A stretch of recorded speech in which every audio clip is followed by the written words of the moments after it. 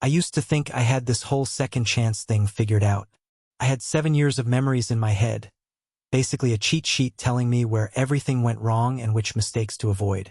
I thought if I just followed what I remembered, I could keep myself out of trouble. Turns out, time doesn't work like that. Change one little thing, and suddenly everything else starts changing too. The future I remember is getting harder and harder to recognize, and somehow the one person I was trying so desperately to stay away from is becoming the only thing that actually feels familiar. So much for having a plan. Maybe the problem was never that I didn't know what was coming. Maybe I just never understood where I was going. Welcome to the fiction verse. If you love deep, immersive audio novels, please take a quick second to like this video, share it with a friend, and subscribe to the channel. Your support helps this independent universe grow. Now, put on your favorite headphones, dim the lights, and let today's journey begin. The office for Lynn Digital, my own little corner of the world, smelled like fresh paint and high-end carpet. It wasn't the massive, mahogany-heavy suite my father had at the Lynn Group, but it was mine. I'd spent the last few weeks hiring a small team, arguing with contractors about why I needed chairs that didn't look like they were designed for an office on the moon, and trying to convince myself that I wasn't constantly checking my phone for a text from a certain tall, dark-haired CEO. I was sitting at my desk, staring at a clock. 10:42 a.m. In my previous life, 10:42 a.m. on this specific Monday was the exact moment the world started to fall apart. A mid-sized shipping company called SwiftLink, the guys who handled almost half of our family's deliveries, was supposed to announce that they had completely run out of money. Their failure was the first domino. It caused a massive pile-up in the market, panicked our suppliers, and gave those corporate sharks the opening they needed to start the takeover. I'd spent all morning waiting for the news alerts to pop up. I'd even warned my father 3 days ago. I'd told him, "Dad, maybe check our backup shipping plans. I have a feeling the logistics guys are about to hit a wall." He'd looked at me like I was trying to predict the weather by looking at my tea leaves, but he'd actually listened. That was the power of my personality upgrade. People actually took me seriously now. "Any second now," I muttered, my thumb hovering over the refresh button on my laptop. The announcement drops. Dad's backup plans kick in, and for once we don't get caught completely unprepared. I glanced at the clock again. Then I can go home and eat my weight in dumplings. 10:45 a.m. Nothing. 10:50 a.m. Still nothing. By 11:30 a.m., the only news alert I got was about a local celebrity getting a new haircut that honestly looked terrible. That's not right," I said, leaning back so hard my chair gave a pathetic little squeak. Maybe the timing is just a little off. Maybe my memory is a bit fuzzy on the dates. I did have a lot on my mind back then.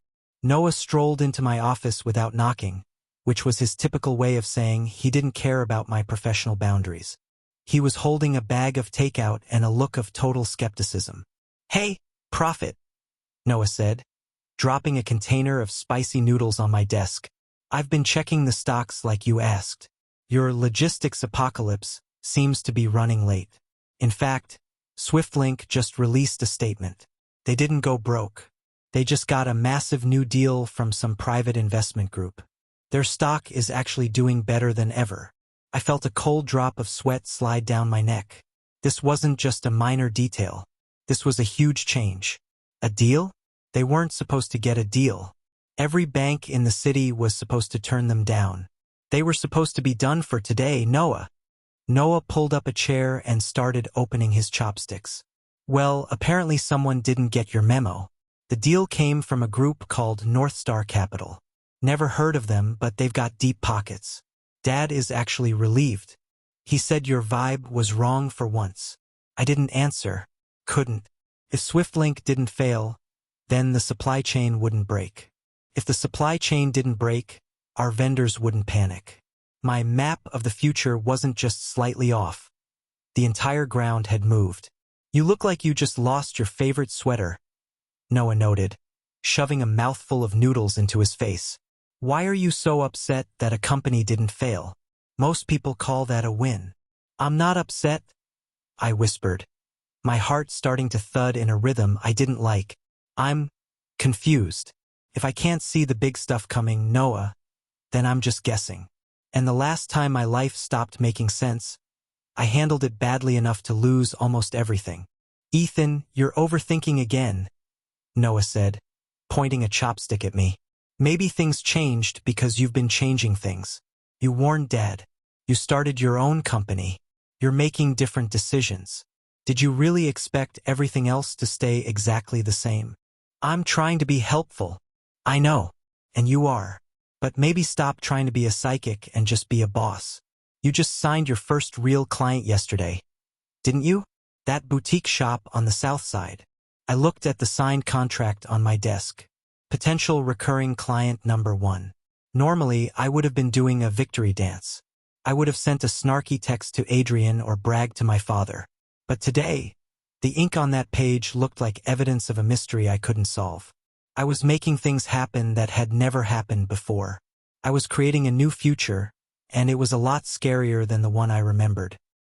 That evening, I didn't go to the gym. I didn't go to the noodle shop.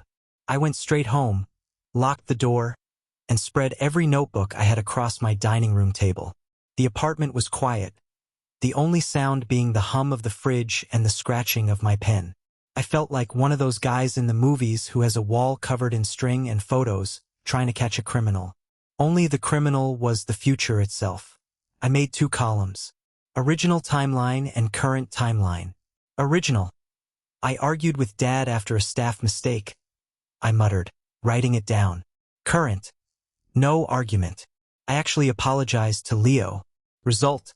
Minor change. Original. Ethan stays dependent on the family money. Current. Ethan starts his own firm. Result. Major change. I kept going. The more I wrote, the more I realized how much I'd actually done. I hadn't just avoided Adrian. I'd changed the way I worked, the way I spoke to people, and the way I made decisions. The shipping company, I said, my pen hovering over the page. Original bankrupt. Current. Saved by North Star. Why? I stared at the name. North Star Capital. In my first life, that name had never come up. Not once. Did I cause that? I wondered. Did my engagement to Adrian change the market so much that some random investment group decided to save a shipping firm? It doesn't make sense. This doesn't add up. I leaned back, rubbing my eyes. My head was spinning. I felt like I was trying to play a game of chess where the pieces kept turning into different animals when I wasn't looking. I still know the people, I reminded myself. I still know who's greedy and who's trustworthy. I still know the trends. I just don't have a map anymore. The future I remember is already starting to look different. I stared at the 2 columns again. Maybe that was the problem. I kept assuming that because something happened in my first life, it had to happen again. But clearly that wasn't true anymore. I could still use what I remembered. I just couldn't trust it without checking first. Somehow, that thought was more frightening than simply knowing what disaster was supposed to come next. That thought was far more frightening than anything the takeover group could do. My phone buzzed on the table. Adrian, you left the office early. Everything okay? I stared at the message. In my first life, I would have been thrilled that he noticed. I would have replied with something long and desperate. Ethan, I'm fine. Just working from home. I needed some time to think. Adrian, do you want company? I hesitated. Ethan, maybe. Adrian, I can bring snacks. I stared at the message longer than necessary. Ethan, fine. Come over. Adrian, okay. I groaned and looked at my table full of notebooks. If Adrian saw these, I was done for. I started frantically shoving them into my desk drawer, nearly tripping over a stray sneaker in the process. He's too observant, I muttered, heart racing. He's too helpful. Why can't he just be the cold, distant guy I remember? This is making it very hard to remember why I was supposed to stay away from him. The following week was a blur of trying to look like a successful business owner while secretly feeling like a kid pretending to drive a car. My little branding firm was actually doing well. We had 1 recurring client, 2 potential projects, and I'd even hired a real accountant so I didn't have to do the math myself. I was sitting in my office on a late Tuesday afternoon, trying to figure out why our new office coffee machine smelled like burning rubber. when the receptionist's voice came through the intercom. "Mr. Lin? There's someone here to see you. He says he's an old friend." "An old friend?" I asked, frowning. I didn't have many of those left. "Did he give a name?" "Daniel Wu, sir." I froze. The pen I was holding snapped in my hand, ink staining my fingers. My stomach did a slow, sickening roll. Daniel. In my first life, Daniel was the only person I thought I could trust. He was the one who sat with me at the bars when I was complaining about Adrian. He was the one who told me that my father didn't appreciate me. He was the one who handed me the evidence that the Chen family was trying to sabotage the Lins. Back then, I never questioned why Daniel always seemed to have an explanation ready. Looking back, that was exactly what bothered me. Daniel hadn't just comforted me after things went wrong. He had often known about problems before I did. He knew which suppliers were struggling, which investors were getting nervous, and which decisions Adrian had supposedly made behind my back. Whenever something happened, Daniel already had an explanation, and usually something he wanted me to do about it. I had been too busy being grateful that someone was willing to take my side. "Ethan? Should I send him in?" the receptionist asked. I took a deep breath, trying to steady my shaking hands. Rule number 7, Ethan. Trust no one without evidence. And rule number 8. Don't let them see you're afraid. "Send him in," I said, my voice sounding colder than I intended. The door opened, and Daniel Wu walked in. He looked exactly the way I remembered him. Polished, friendly, wearing the same easy smile that had once made me trust him more than almost anyone. He was 28 now, already making a name for himself in the investment world. "Ethan, look at this place." Daniel beamed, walking toward me with his hand outstretched. "I heard you'd gone independent, but I didn't realize you'd actually built a whole kingdom for yourself." I stood up, avoiding his hand by reaching for a tissue to wipe the ink off my fingers. "It's just a small office, Daniel. No kingdom here. What brings you back from the London branch?" Daniel laughed, sitting on the edge of my desk as if we were still best friends. "I came back for the news of the century, the Lynchian engagement. I couldn't believe it when I saw the press release. I thought you were done chasing that cold fish. In my first life, I would have laughed along. I would have said, 'You're right, he is a cold fish, but I finally got him.' This time I just looked at him. He's my fiancé, Daniel. Maybe keep the nicknames to yourself." Daniel's smile faltered for a fraction of a second before it was right back in place. "Whoa, okay. Sorry." Daniel lifted his hands. "You never used to mind when I called him that. Things change." Daniel studied me for a moment. "Apparently. So, was there a reason for this visit? Or were you just checking out the local infrastructure?" Daniel chuckled, though it sounded a bit more forced now. "Actually, I do have something for you. A real opportunity. Something that would give you the kind of independence even your father couldn't ignore." He pulled a tablet from his bag and slid it across the desk toward me. "It's a consolidating play. A group of investors is looking to buy up the distressed debt of several key suppliers in the manufacturing sector. If you get in now, you'd have a seat on the board. You'd have real power, Ethan. You wouldn't be a pawn in anyone's game anymore." I looked at the screen. My heart stopped. The names were different. The timing was earlier. But something about the structure made my stomach tighten. High-interest loans. Optional collateral. An aggressive timeline designed to make hesitation feel dangerous. I had seen this kind of deal before. Daniel had brought me similar opportunities in my first life whenever Lin was under pressure. Deals that looked like quick solutions but left us with less room to move afterward. "It looks interesting," I said, my voice flat. "It's more than interesting," Daniel urged, leaning in. "It's your ticket out. I can get you the final papers by tomorrow. Don't even tell Adrian. He'll just try to talk you out of it so he can keep you under his thumb. This is for you, Ethan." I looked up at him. He looked so sincere, so helpful. For 7 years of my first life, I had believed this man was my only ally. But how many times had Daniel brought me a problem, told me who was responsible, and then conveniently offered me the solution? And now, for the first time, I wondered whether some of the fires he'd helped me survive were ones he'd known more about than he'd ever admitted. "I'll think about it, Daniel," I said, sliding the tablet back. "I need to check the numbers." "Of course. Don't wait too long, though. The window is closing. See you around, Ethan." He walked out, giving me a friendly wave. The second the door closed, I felt like I was going to be sick. I didn't call my father. I didn't call Noah. I picked up my phone and dialed the person I trusted most to look at the deal without telling me what I wanted to hear. "Adrian," I said when he answered on the first ring. "I need help, and I need a lot of lawyers." "Where are you?" Adrian's voice was sharp, immediate. "My office. Daniel Wu was just here." There was a long silence on the other end of the line. "I'm 5 minutes away," Adrian said. "Don't sign anything. Don't even look at the papers. Just wait for me." "Yes. I think Daniel just offered me something I've seen before." Adrian went quiet for a moment. "You've seen it before?" "Something like it." "Where?" I hesitated. "I'll explain when you get here." Another pause. "All right, don't decide what it means yet. We'll check everything first." I closed my eyes. "Okay. I'm coming."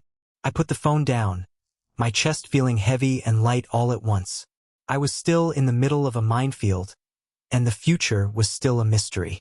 But as I watched Adrian's car pull up to the curb 5 minutes later, I realized that for the first time in 2 lives, I wasn't the one running. I was the one fighting back. The strategy room in my new office had officially reached peak conspiracy theorist levels. For 3 days, Adrian and I had basically lived here, fueled by delivery food and one question: how much of what Daniel had told me could actually be trusted? I didn't know if Daniel had actually been behind anything in my first life. But after his visit, I couldn't ignore the possibility anymore. Ownership charts were pinned to the walls. Printouts of bank transactions were scattered across the floor like autumn leaves. It was a mess, but it was a productive mess. "Okay," I said, rubbing my eyes. My vision was starting to blur from staring at too many spreadsheets. Vanguard Holdings isn't just a group of investors. It's a shell game. Every time we trace a payment, it leads to another company that was founded exactly 6 months ago. Adrian was sitting across from me, his sleeves rolled up, looking over a list of board directors. He looked remarkably composed for a man who hadn't slept more than 4 hours since Friday.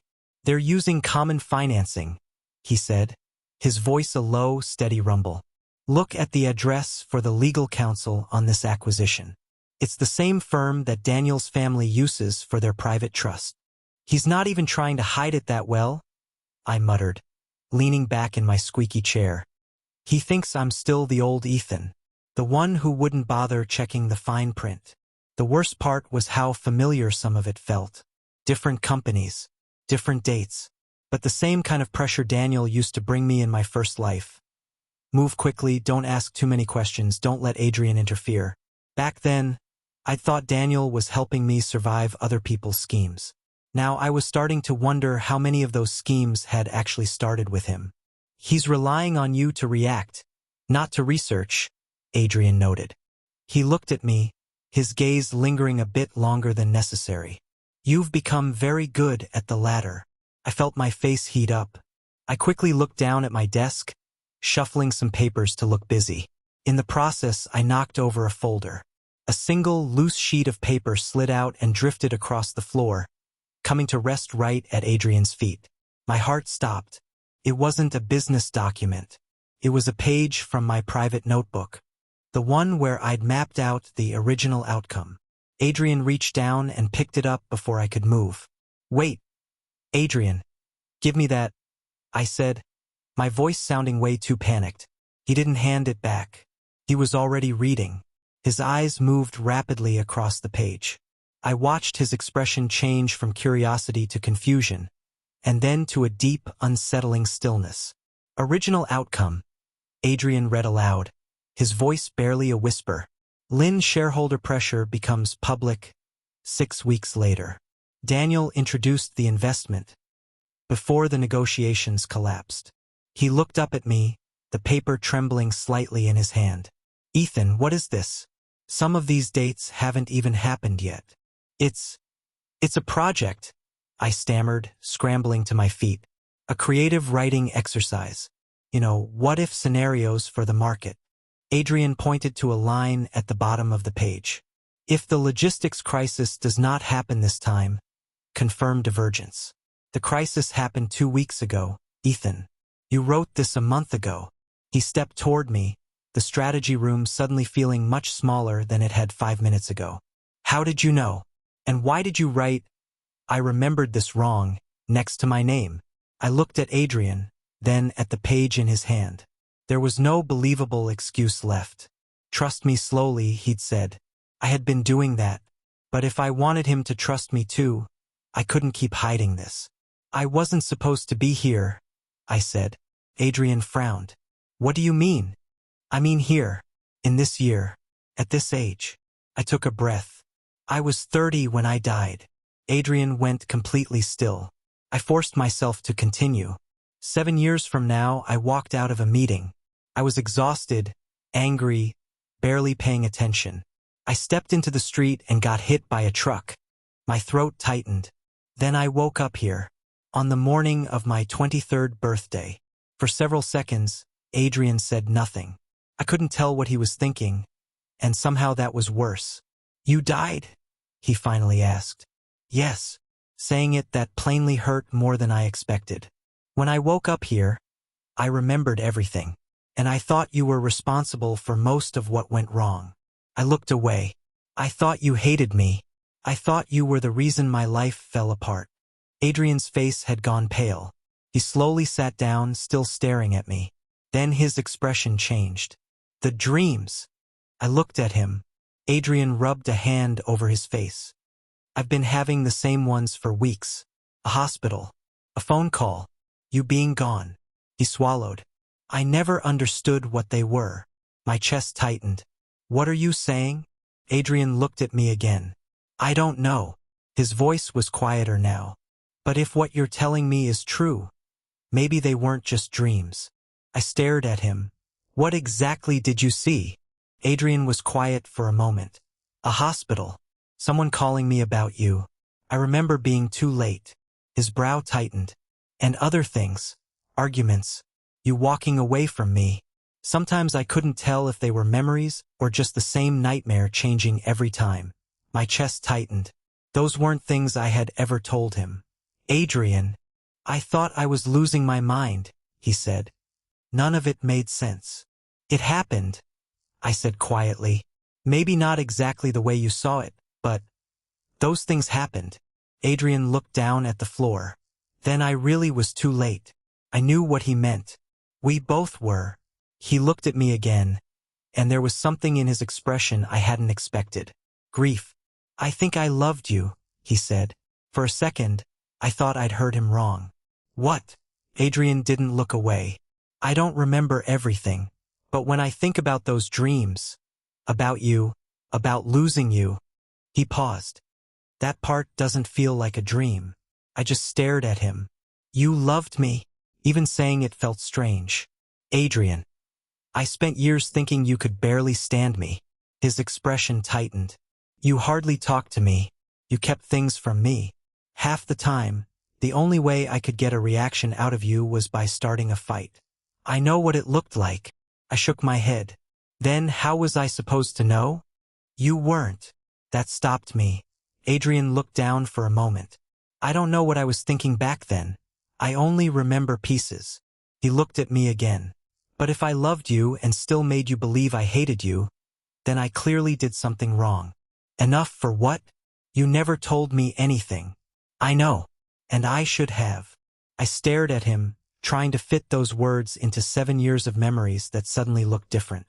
I thought you hated me. Adrian looked back at me. I didn't. My throat tightened. Of all the things I had prepared myself to hear from Adrian, that wasn't one of them. He stepped closer, then stopped before touching me. Can I? I nodded.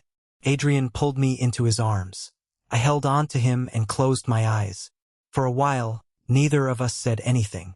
Knowing the truth didn't suddenly make our first life less painful. We had still hurt each other.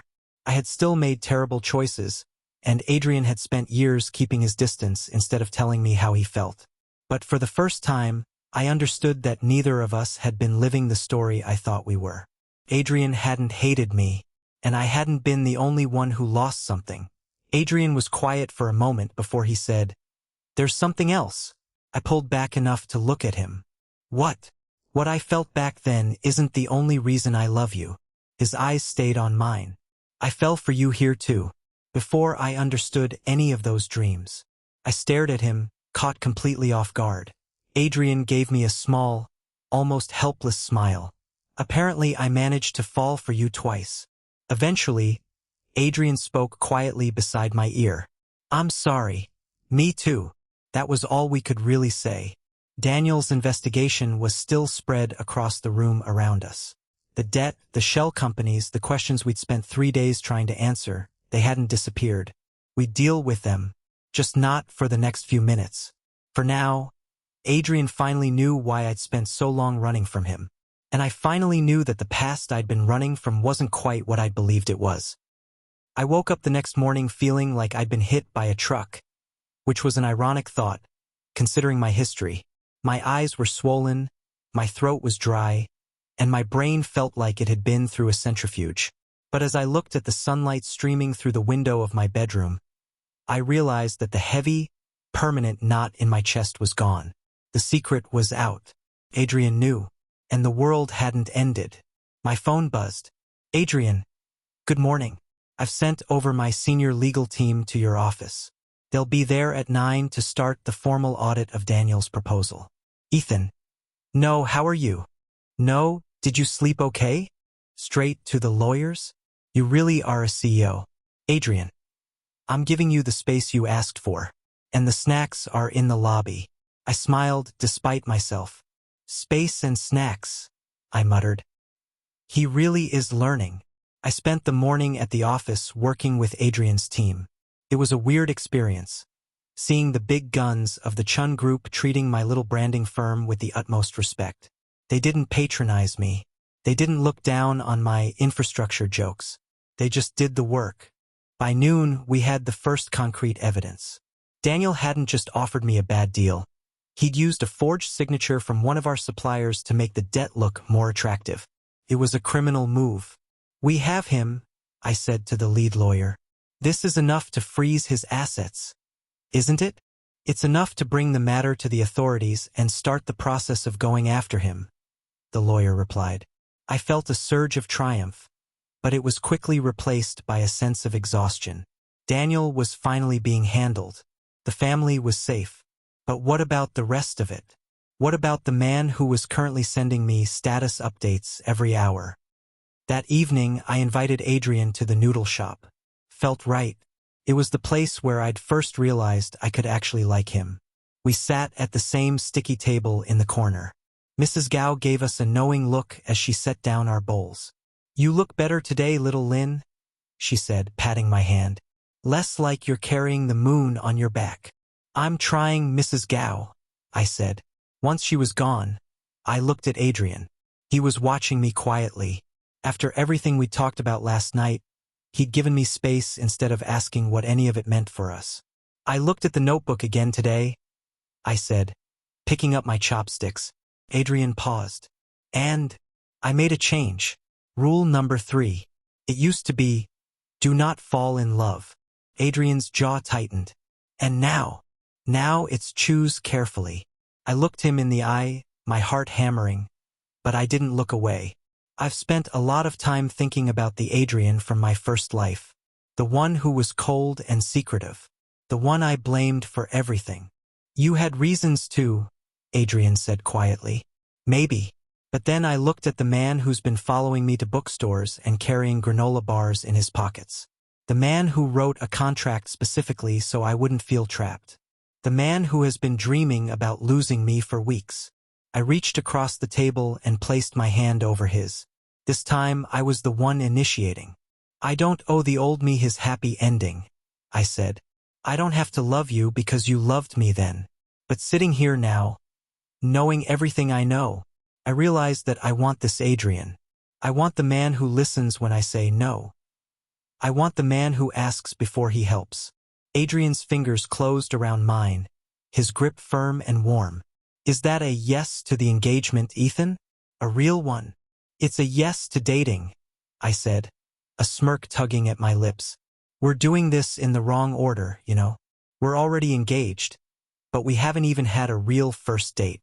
We're eating noodles in a basement, Ethan. I think this counts as a real date. Fair point. We laughed, and for the first time, it didn't feel like a performance for the cameras. It felt like two people who had finally found their way back to the same path. As we walked out of the restaurant, Adrian stopped me under the street lamp. The city was loud around us. The hum of traffic, the distant music from a bar, the chatter of pedestrians. Ethan, he said. Yeah. Can I kiss you?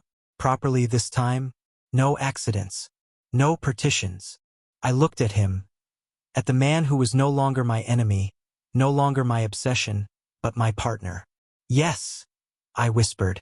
He leaned in, and this time the world didn't slip away. Stayed right there, sharp and clear and perfect. The kiss was slow, deliberate, and tasted like a future that I actually wanted to see. When we finally pulled apart, Adrian rested his forehead against mine. We'll figure it out, he said. The takeover, the business, the dreams, we'll handle it all. Together. As long as you keep choosing me. That's dangerously reasonable. I smiled, squeezing his hand. I didn't know what tomorrow would bring. I didn't know if the future would change again. But as we walked toward the car, I realized something had changed. I still didn't like the unknown. But maybe I didn't have to run from it. I woke up the morning after our noodle shop declaration, half expecting everything to feel different. I thought the sunlight might look a little warmer, the birds might sound a little more impressive, maybe even angels singing somewhere down the hall. But no, it was just Saturday. The radiator was still clanking. My left foot was freezing because the blanket had slipped off, and my phone was buzzing. I reached for it, squinting against the brightness of the screen. Adrian. Good morning. Ethan. Why are you texting me? You're literally in the guest room. I can hear your laptop fan through the wall. Adrian, because you were sleeping. I didn't want to wake you with my voice. Ethan. That changes the whole purpose of a good morning. If I'm reading a text, I'm already awake. Adrian. Logic. Use it. Adrian. I'll remember that tomorrow. Ethan. There shouldn't even be a tomorrow plan. We've been official for exactly 9 hours. Let's not turn this into a corporate manual. I groaned, rolled out of bed, and shuffled toward the kitchen. I was still wearing my crown pajamas, the ones Adrian had so helpfully pointed out earlier. I found him standing at the counter, already dressed in a crisp white shirt, pouring hot water into 2 mugs. Coffee for you. Tea for me, he said, not even looking up. You're doing it again, I said, leaning against the doorframe. Doing what? Looking like a person who has everything under control. It's very intimidating before I've had my caffeine. Adrian finally turned around. He leaned against the counter and just looked at me for a long, silent minute. What? I snapped, feeling my face get warm. Is there something on my face? No, Adrian said, his voice soft. I'm just confirming that you're actually here, that I didn't wake up in one of those other dreams. The snark died in my throat. I walked over and took the coffee mug from his hand, my fingers brushing against his. I'm here. I'm grumpy, I'm messy, and I'm definitely here. A week later, our little domestic routine hit its first real problem. The kitchen cabinet. I had been out all day at a branding shoot for my new client, and I came home ready to make a simple pasta dish. I opened the cabinet where I kept my spices and froze. Everything was different. The cinnamon wasn't next to the cumin anymore. The paprika had vanished. The salt was in a different sized jar. Adrian, I yelled. He appeared in the doorway of the living room, holding a tablet. Is there an emergency? My kitchen. I gestured wildly at the shelves. What did you do to my spices? I reorganized them, Adrian said, as if he were explaining something ridiculously simple. They were arranged by... I actually couldn't figure out the system. It was chaotic. It wasn't chaotic. It was alphabetical by brand. Adrian blinked. By brand? Why would you organize spices by the company that bottled them instead of by what's inside the bottle? Because I know what the labels look like. Now I have to read every single word just to find the garlic powder. You've added 10 minutes to my cooking time, Adrian. 10 minutes I don't have. Adrian walked over to the cabinet, looking at the neat rows of glass jars he'd clearly spent hours on. This is more effective. Savory on the bottom, baking spices on the top. It's logical. It's my kitchen, I said, stepping into his space. I've lived here for years. I like my ineffective system. I like my chaos. You're actually offended, Adrian said, sounding genuinely surprised. I am. You can't just walk into a person's sanctuary and start improving things without asking. That's what CO Adrian does. I thought we were doing the partner Adrian thing. Adrian went quiet. He looked at the spices, then back at me. He put his tablet down on the counter. You're right. I overstepped. I saw something that looked like a problem and I tried to fix it. I didn't think about whether you wanted it fixed. I was still ready to argue, still geared up for a fight, but his immediate surrender took the wind right out of my sails. You're making it very difficult for me to stay mad at you, I muttered. I can move them back, he offered. No, don't. You'll just mess it up again. I'll do it. Just next time, ask before you launch a hostile takeover of my pantry. Deal, Adrian said. He reached out and tucked a stray hair behind my ear. Do you want help with the pasta? Can you just chop the onion without trying to figure out the most efficient way to do it? Probably not. Then just sit there and look handsome. That's your primary contribution to this household anyway. The second obstacle was the bed. Or more specifically, my favorite pillow. I woke up in the middle of the night because I was cold. I reached over for the extra pillow I always kept on the left side of the bed, but my hand came up empty. I sat up and looked over. Adrian, who had started staying over 3 nights a week, was fast asleep, and he was currently hugging my good pillow as if it were a life raft. Adrian, I whispered, poking his shoulder. That's mine. He didn't even open his eyes. Softer, he mumbled, pulling it closer. I know it's softer. That's why I bought it. Give it back. Share, he breathed, his voice heavy with sleep. I don't share pillows. It's a hygiene thing. It's a boundary thing. I tried to tug the corner of the pillow away, but his grip was surprisingly strong. For a man who spent his days signing contracts, he was remarkably good at pillow wrestling. Adrian, I'm serious. My neck is going to be stiff tomorrow, and I have a meeting with the accountants. He finally opened one eye, looking at me through the dark. You have 3 other pillows, Ethan. They're the decorative ones. They're basically useless. I need the firm one. Adrian sighed, long and dramatically, then finally let go. He rolled onto his back and stared at the ceiling. You're really protective of your pillows. It's not about the pillow, it's about sleep. Now go back to sleep before I kick you out for unauthorized pillow use. I fluffed the pillow and lay back down, feeling triumphant. But 10 minutes later, I felt the mattress shift. Adrian hadn't taken the pillow back, but he had moved closer, resting his head on the very edge of it. I looked at him. He was already back asleep, his breathing steady. Fine, I whispered, closing my eyes and settling into the small space he'd left me. I guess I can share. A little bit. The peace of our domestic life was shattered on a rainy Thursday afternoon. I was at my office, reviewing the hiring paperwork for my first permanent employee, a sharp young woman named Mia who had pointed out 3 flaws in my workflow during her first interview. I was about to sign the offer letter when my phone rang. It was the private investigator Adrian, and I had hired to keep an eye on the vanguard movement. Mr. Lin, we have a shift, the voice said.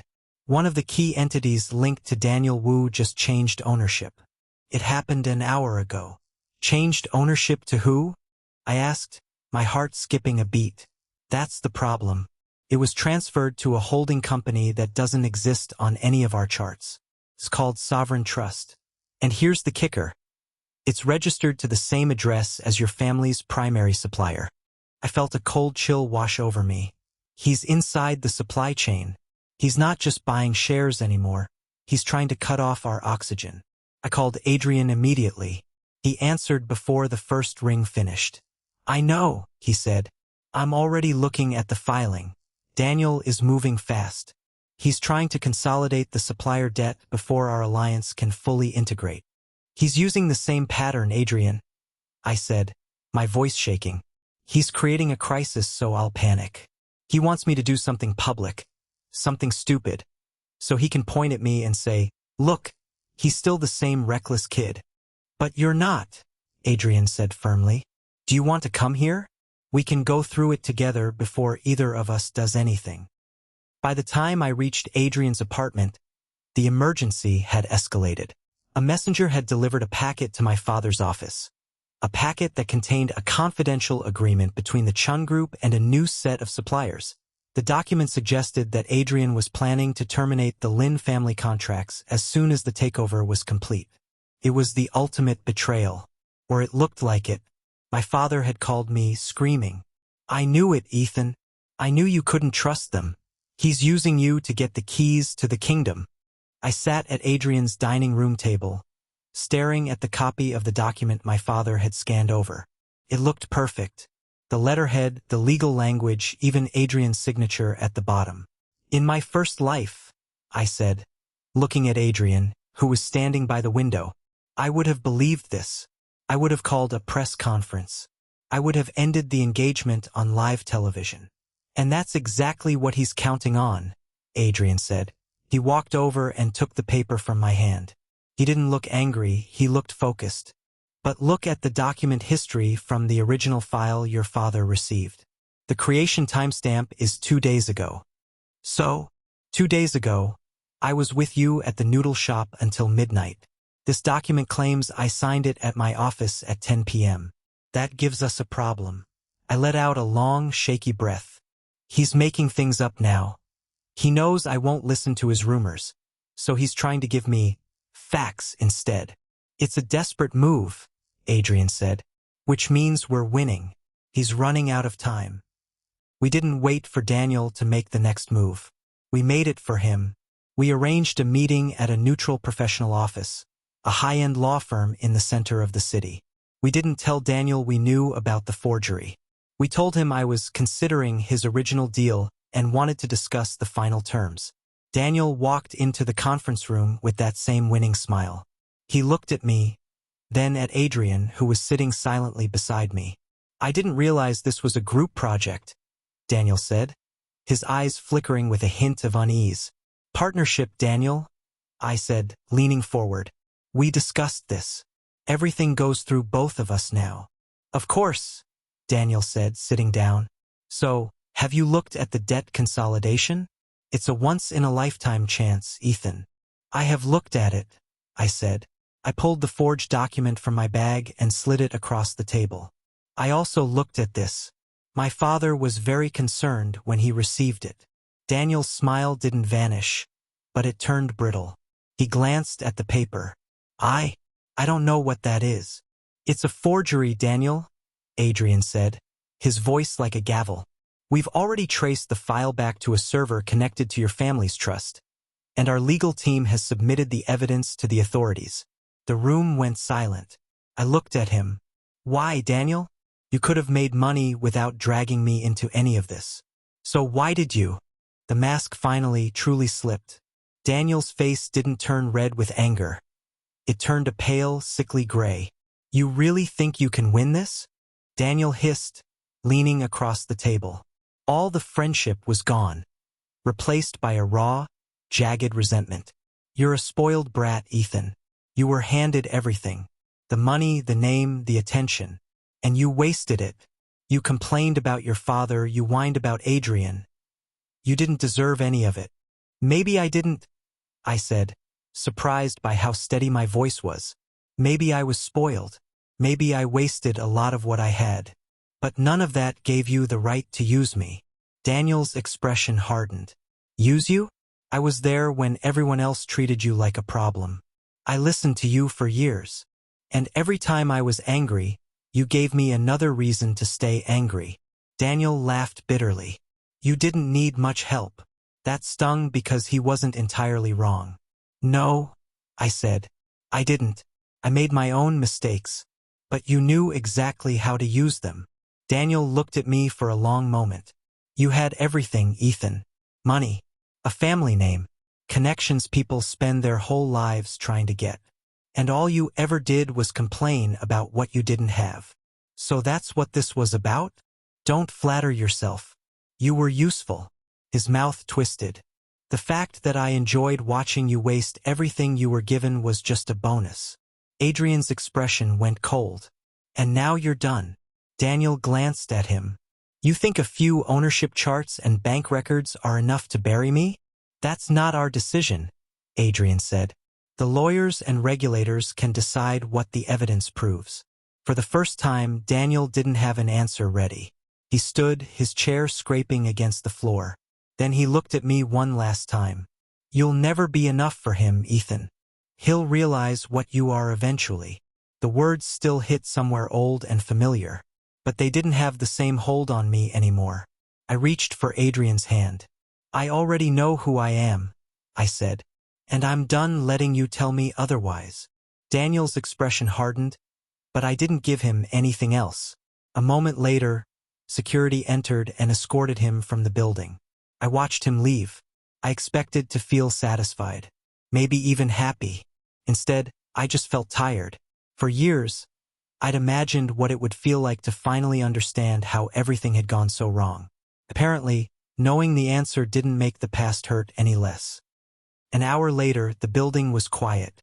The lawyers were gone, the documents were filed, and the last trap had been dismantled. Adrian and I walked out onto the balcony of the office, looking out at the city. The rain had stopped, leaving the streets shimmering under the lights. It's over, I said.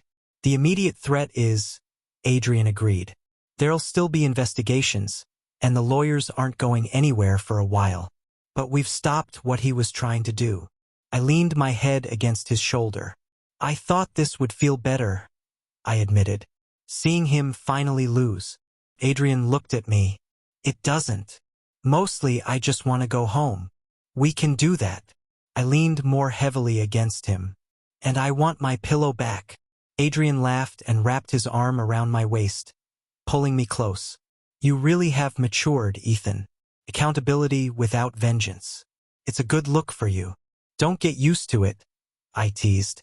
I can still be a nightmare when I want to be. I'm counting on it, Adrian whispered. We stood there for a long time watching the city breathe. I thought about the man I used to be, the man who was so afraid of the future that he tried to control every second of it. I wasn't that man anymore. Daniel was stopped, at least for now. My family was safe. My company was still mine. Adrian was beside me. I should have felt completely relieved. Instead, somewhere underneath it, part of me was still waiting. I just didn't know what for. A few weeks had passed since the legal teams had finally put the lid on Daniel Wu's schemes. The fallout was still happening in the background. Lawyers calling, regulators asking for one more signature, the occasional news article about investment restructuring. But for the first time in either of my lives, the emergency was over. I was sitting in my office at Lynn Digital. The afternoon sun was hitting my desk, highlighting a few stray coffee rings and a stack of boring but stable contracts. My team was in the other room, arguing over a color palette for a new client. It was the sound of a normal workday. I realized I didn't know what to do with myself. I found myself checking my phone every 5 minutes. Not for a disaster alert, but just because I was waiting for the other shoe to drop. In my previous path, the quiet was just the part of the movie where the music gets low before a jump scare. Noah popped his head in. Hey, you're doing that thing again. What thing? I asked, putting my phone face down. The I'm waiting for a ghost to haunt me face. The bad guys are gone, Ethan. You won. You're allowed to just sit there and be bored. I'm not bored, I lied. I'm observing the workflow, right? Well, observe it somewhere else. Adrian is downstairs waiting for you. I stood up, grabbing my jacket, and headed down to the lobby. Adrian was leaning against the reception desk, chatting with Sarah, our receptionist. She wasn't looking at him like he was some kind of threat anymore. She was actually laughing at something he'd said. "Ready?" Adrian asked when he saw me. "For what?" "I have 2 more hours of work." "It can wait." I gave him a suspicious look. "Where are we going?" Adrian hesitated. "Actually, there's somewhere I've been thinking about." "That sounds ominous." "The place where you died." I went still. My thoughts drifted toward the drawer where I kept the old notebooks. I hadn't opened them in weeks.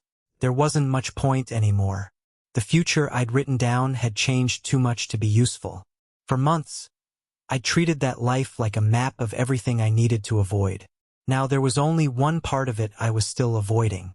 I picked up my phone and searched for the intersection. The map appeared immediately. Just a road. A commercial district. Nothing remarkable. I stared at it for a long time. Adrian waited without saying anything. Finally, I locked my phone and looked at him. "Okay, let's go." "You sure?" I nodded. "I've avoided it long enough." Adrian picked up his keys. "Then let's go." The drive was quiet. As we got closer to the commercial district, the scenery started to look uncomfortably familiar. The tall glass buildings, the specific shape of the street lamps, the rhythm of the traffic. When the car stopped, I didn't want to get out. My hands were gripped tight on my knees. "It looks so normal," I whispered, staring out the window. "It is normal," Adrian said. We got out of the car. We stood on the sidewalk, right at the edge of the intersection. It was the middle of the day. Pedestrians were hurrying past us, some of them holding shopping bags, others looking at their phones just like I had been. A delivery driver was arguing with someone over a double-parked van. A woman was eating a sandwich while waiting for the light to change. The world looked exactly like it should. It didn't look like the site of a tragedy. It didn't look solemn or symbolic. It was just a patch of pavement in a busy city. "I really was miserable," I said aloud. The words felt heavy but also strangely small. Adrian stood slightly behind me, close enough that I knew he was there, but not touching me. He didn't say anything. "I remembered being angry. I remembered being jealous of you. I remembered the debt." I looked at a group of businessmen laughing as they crossed the street. But I don't think I remembered how tired I was. I was so exhausted, Adrian. I was just done. I looked at the spot where the truck had hit me. In my head, I could still hear the screech of tires. But standing here now, the sound was drowned out by the noise of the living world. "Do you regret it?" Adrian asked quietly. "The person you were?" I thought about it for a long time. I thought about the kid who provoked arguments just to see if someone would stay. I thought about the man who trusted a liar because he was too afraid to hear the truth from a friend. "I regret what he did," I said. "I regret the people he hurt. Daniel manipulated me. You hid things from me, Dad, and I barely knew how to talk without turning it into a fight." I swallowed. "But I still made my own choices. Daniel didn't force me to sign every paper. You didn't make me say every cruel thing I said." I looked back at the road. I think I was afraid that if I forgave myself, it meant pretending none of that mattered. Adrian was quiet for a moment. "It doesn't. I know. But I don't regret him. He was just a guy who didn't know everything yet. He thought he was alone. He thought the only way to be loved was to win. If I keep hating him, I'm still letting him run my life." I turned away from the street, looking at Adrian. "I'm not that guy anymore. I'm me. The version that chooses to be here." I reached for Adrian's hand. His fingers closed around mine. We walked away from the intersection, and I realized a few steps later that I hadn't looked back. Not because I was trying not to. I simply hadn't needed to. That night, I lay beside Adrian in the dark, staring at nothing. "Adrian." I hesitated. "What if I wake up again?" He turned toward me. I didn't need to explain. What if I opened my eyes and I was 30 again? What if this life disappeared? What if all of this was just something my dying brain had invented in the few seconds before everything went dark? Adrian was quiet for a while. "I don't know." I frowned at him. "You're really bad at reassurance. You prefer honesty." Unfortunately, he was right. I don't know why you came back, he said. I don't know why I remember parts of it. And I can't promise what happens tomorrow. My chest tightened. Then Adrian held out his hand between us. I looked at it for a second before taking it. But I'm here now, he said. His fingers closed around mine. So are you. That was all. No explanation. No promise that this life couldn't disappear. Just now. For most of my second life, tomorrow had been something to prepare for. Something to predict, prevent, or survive. Lying there beside him, I didn't need to know what tomorrow would bring. I just wanted it to come. Before I fell asleep, I thought about the man who had died on that road. 30 years old. Exhausted. Angry. Certain that his life was already over. For the first time, I didn't want to tell him that everything would be okay. I only wanted to tell him, you don't know everything yet. And somehow that was enough. 1 year had passed since we stood on that street corner. My life now didn't look like a movie. It didn't have a swelling soundtrack or a dramatic finale. It was better. It was ordinary. Lynn Digital was thriving. We had 4 permanent employees now, and we'd moved into a slightly larger office that didn't have the burning rubber smell. I was late for work. Not because of a crisis, but because I'd spent 20 minutes arguing with Adrian about whose turn it was to buy the good coffee beans. I walked into the office, juggling my bag and a cardboard carrier of drinks. Morning, Ethan. Mia, my lead analyst, called out from her desk. That revised campaign for the furniture client is in your inbox. And the new hire is waiting for your signature on his paperwork. If you need my signature before I've had coffee, it doesn't count. I joked, dropping into my chair. That's not how contracts work, but I'll let it slide, Mia said. See? You're learning. I work for you. I've learned which battles aren't worth fighting. Smart. I spent the morning working. It was satisfying, grounded, and entirely mine. Just before lunch, Mia appeared at my door with one of our junior employees behind her. The poor guy looked like he was waiting to be sentenced. What happened? I sent the client an old version of the campaign figures, he admitted. Okay. Have they seen it? Yes. They were the ones who pointed it out. Can we correct it without causing any problems on their end? Yes. I already checked. Good. Send them the right version, apologize for the mix-up, and make sure we add another check before anything goes out next time. He blinked. That's it. Were you hoping to be fired? No. Then don't make me regret being reasonable. After they left, I went back to my coffee. I didn't think about how differently I would have handled it 7 years ago. I hadn't handled things that way in a long time. My father and I were on good terms. We still disagreed about business stuff, but now we had dinner once a week where we mostly talked about everything except the Lynn Group. Noah had stayed at his job, and he was currently dating a very patient primary school teacher who actually laughed at his jokes. Everything was stable. A few days earlier, I'd shown Dad our latest numbers. He'd read them twice before looking up. You're thinking about hiring again? Maybe. Don't hire ahead of revenue. I'd immediately wanted to argue. Annoyingly, he had a point. I know. Dad's mouth twitched. That sounded painful. Personal growth remains unpleasant. I was almost at the door when he stopped me. Ethan. I turned. You built something good. For once, I didn't make a joke. I'm trying. Dad nodded. That evening, I came home to a quiet apartment. Adrian was already there, which was a regular occurrence now. He'd moved in properly 6 months ago, after a very long and detailed discussion about drawer rights and pillow ownership. He was in the kitchen, wearing an apron that Noah had given him as a joke. It said CEO of the casserole. He was chopping vegetables for dinner, and to his credit, after a year of living together, he could now be trusted with a knife and basic seasoning. You're home, he said, looking over his shoulder. Unfortunately. Long day. Your face already has advice, so I'm not telling you. We ate dinner at the small table in our kitchen. Not a fancy restaurant, not a formal dining room with too much gold leaf. Just us.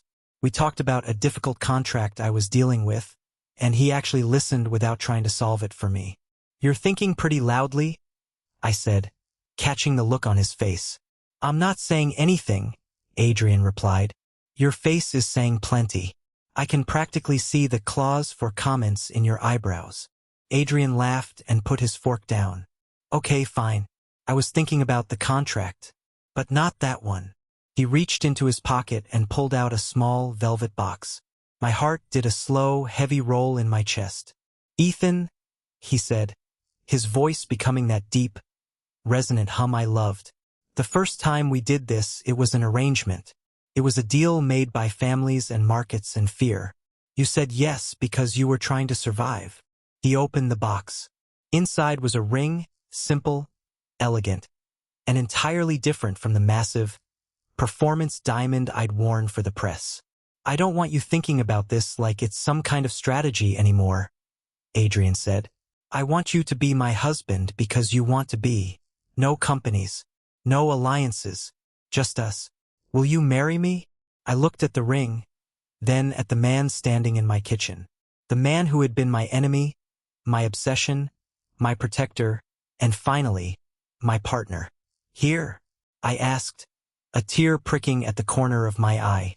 You're doing this in the kitchen while we're wearing sweatshirts? You said you wanted simple, Adrian reminded me. And this is where we live. He glanced around the kitchen. I thought that was enough. I smiled, a wide, genuine smile that felt like it reached all the way back to the boy who had woken up in those crown pajamas. Yes, I whispered. You heard me. Yes. Adrian let out a breath he'd clearly been holding for a long time. He took my hand and slid the ring onto my finger. Fit perfectly. Suddenly, a loud crash came from the hallway. We both froze. I slowly stood up and walked to the doorway, pulling it open. Noah was lying on the floor, clearly after tripping over the umbrella stand.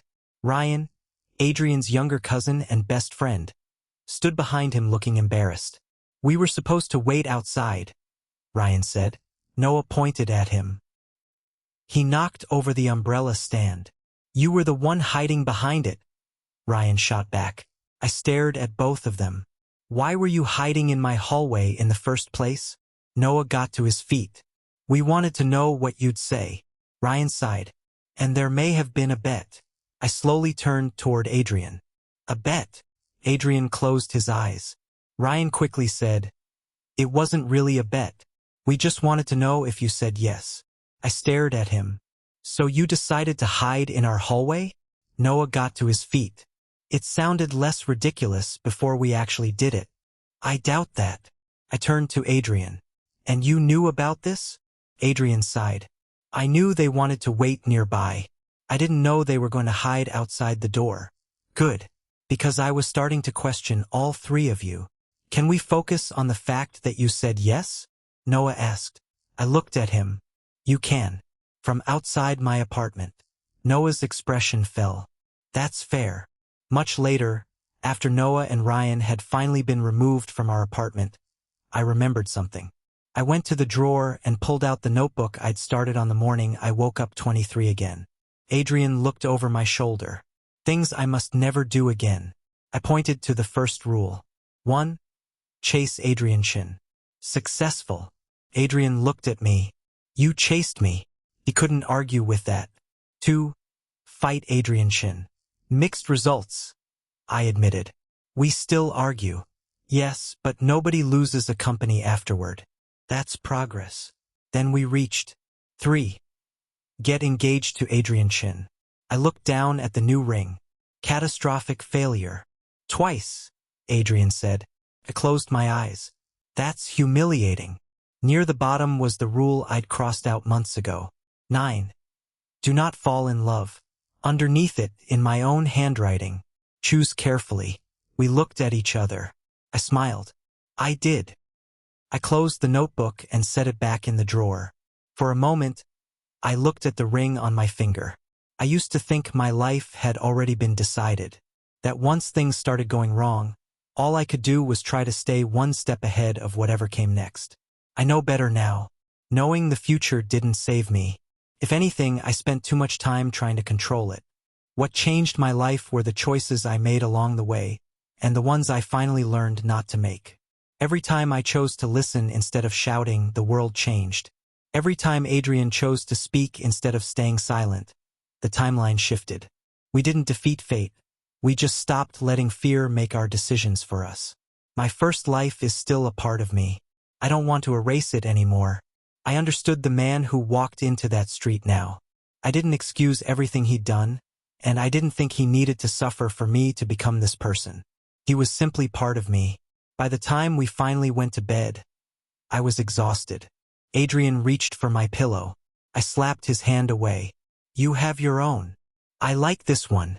It's exactly the same. It doesn't feel the same. Even if we get married, you're still not getting my pillow. Adrian looked at me. We'll see. No, we won't. He reached for it again. I hit him with it. A few minutes later, the pillow was back where it belonged, and Adrian had finally stopped trying to steal it. We lay quietly beside each other, his hand finding mine under the blanket. What are you thinking about? He asked. Tomorrow. Worried about it? I thought about that for a moment. No, I smiled. I have no idea what's going to happen. For once, that didn't bother me. I'm looking forward to finding out.